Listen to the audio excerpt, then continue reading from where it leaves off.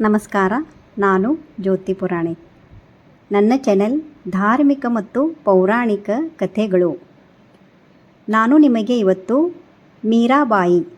ಮೀರಾಬಾಯಿ ಶ್ರೀಕೃಷ್ಣನ ಮಹಾನ್ ಭಕ್ತಳು. ನಮ್ಮ ಭಾರತದ ಭಕ್ತಿ ಪರಂಪರೆಯಲ್ಲಿ ಅತಿ ಮಹತ್ವದ ಹೆಸರುಗಳಲ್ಲಿ ಮೀರಾಬಾಯಿಯ ಒಂದು ಹೆಸರಾಗಿದೆ. ಅವರು ಶ್ರೀಕೃಷ್ಣನಿಗೆ ತಮ್ಮ ಜೀವನವನ್ನೇ ಅರ್ಪಿಸಿದ ಮಹಾನ್ ಭಕ್ತಳು.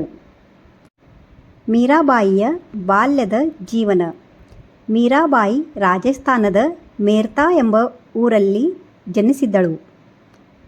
ಅವಳು ರಾಜಕುಟುಂಬಕ್ಕೆ ಸೇರಿದವಳು.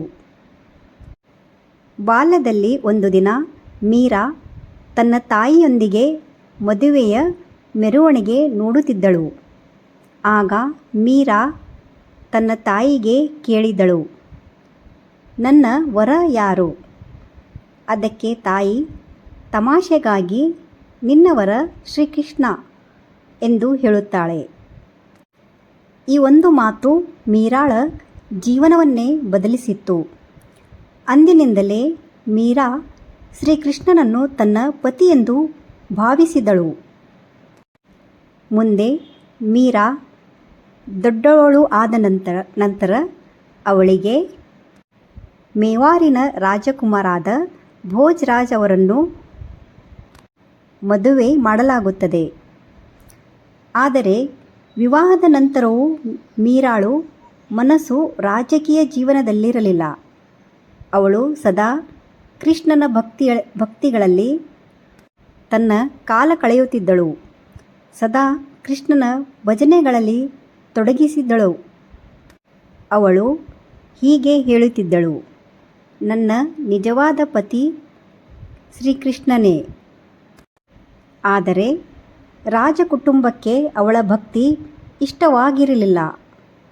ಅವಳನ್ನು ಭಕ್ತಿಯನ್ನು ಬಿಡಿಸಲು ಹಲವಾರು ಪ್ರಯತ್ನಗಳು ನಡೆದಿದ್ದವು.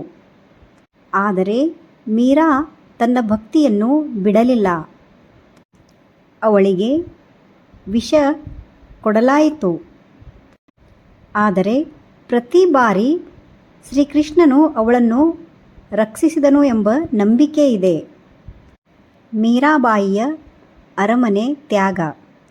ರಾಜಕುಟುಂಬದಲ್ಲಿ ಅನೇಕ ತೊಂದರೆಗಳನ್ನು ಅನುಭವಿಸಿದ್ದ ನಂತರ ಮೀರಾಬಾಯಿ ಒಂದು ಮಹತ್ವದ ನಿರ್ಧಾರ ತೆಗೆದುಕೊಂಡಳು. ಈ ಲೋಕ ಜೀವನ ನನಗೆ ಬೇಡ, ನನಗೆ ಕೃಷ್ಣನೇ ಸಾಕು. ಅವಳು ಒಂದು ದಿನ ಅರಮನೆ, ಐಶ್ವರ್ಯ, ಸಂಬಂಧಗಳನ್ನು ಬಿಟ್ಟು ಹೊರಟಳು. ಮೀರಾಬಾಯಿ ಪವಿತ್ರ ಕ್ಷೇತ್ರಗಳಲ್ಲಿ ಸಂಚಾರ ಮಾಡಿದಳು. ಅವಳು ವೃಂದಾವನ, ಕೃಷ್ಣನ ಬಾಲಲೀಲೆಯ ಸ್ಥಳ, ಹಾಗೂ ದ್ವಾರಕಾ, ಕೃಷ್ಣನ ರಾಜ್ಯ, ಈ ಸ್ಥಳಗಳಲ್ಲಿ ಅವಳು ದಿನರಾತ್ರಿ ಭಜನೆ, ಧ್ಯಾನ ಮತ್ತು ನಾಮಸ್ಮರಣೆ ಮಾಡುತ್ತಿದ್ದಳು. ಮೀರಾಳ ಭಕ್ತಿ ಅತ್ಯಂತ ಗಾಢವಾಗಿತ್ತು. ಅವಳು ತನ್ನನ್ನು ಕೃಷ್ಣನ ದಾಸಿ ಮತ್ತು ಕೃಷ್ಣನ ಪತ್ನಿ ಎಂದು ಭಾವಿಸಿದಳು.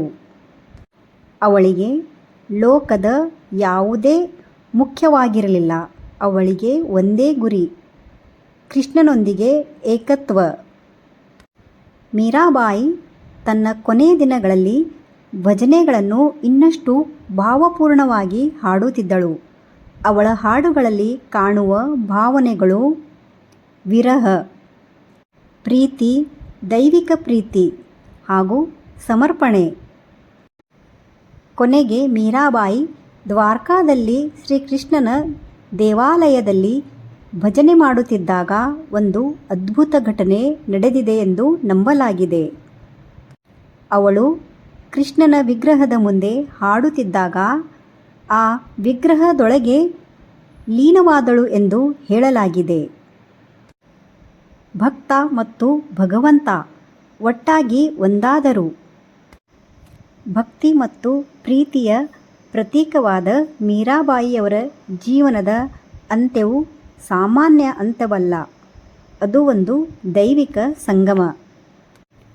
ಅವಳ ದೇಹ ಕಾಣೆಯಾಯಿತು ಎಂದು ಪೌರಾಣಿಕ ನಂಬಿಕೆ ಇದೆ. ಅಂದರೆ ಮೀರಾಬಾಯಿಯ ದೇಹವು ಯಾರಿಗೆ ಕಾಣಲಿಲ್ಲ ಮತ್ತು ಸಿಗಲಿಲ್ಲ. ಈ ಘಟನೆ ದೈವ ಲೀನತೆ ಎಂದು ಹೇಳುತ್ತಾರೆ. ಮೀರಾಬಾಯಿಯ ಜೀವನದ ಕೊನೆಯ ಗುರಿ ದೇವರೊಂದಿಗೆ ಏಕತ್ವ. ಇದು ಮೀರಾಬಾಯಿಯ ಭಕ್ತಿಯ ಕಥೆ. ನಿಮಗೆ ನನ್ನ ವಿಡಿಯೋ ಇಷ್ಟವಾದಲ್ಲಿ ಲೈಕ್, ಶೇರ್, ಸಬ್ಸ್ಕ್ರೈಬ್ ಮಾಡಿ. ಧನ್ಯವಾದ.